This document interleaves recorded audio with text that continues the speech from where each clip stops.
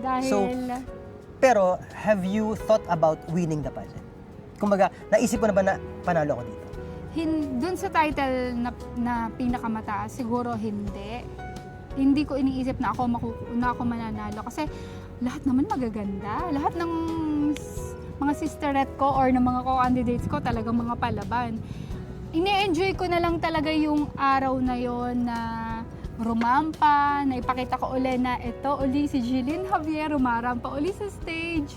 Hindi natatapos. Na hindi natatapos, lumalaban Lumalaban. pa rin, andyan pa rin, Yes. rumarampa pa rin para sa inyo. How about Sabi your ko, makeup, manalo, Jeline? matalo, okay lang. Sino gumawa ng makeup mo ng pageant? Kasi nakita ko talagang yes.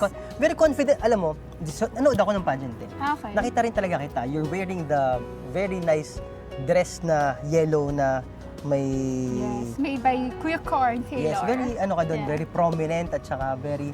Pero kitang-kita ko yung ito bihasa to sa pageant.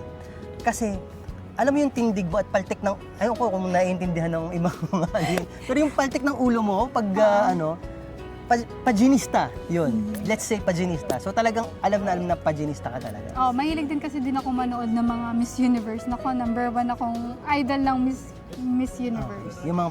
Oo, kaya yun. Andun din siguro yung mga ginagaya ko sila para kapag lumaban din ako o rumampa din ako, gagayahin ko din yung mga pilantik ba kung Oh, tawagin yung mga nila. pilantik nga yun, yung mga Kaya pilantik. ganun.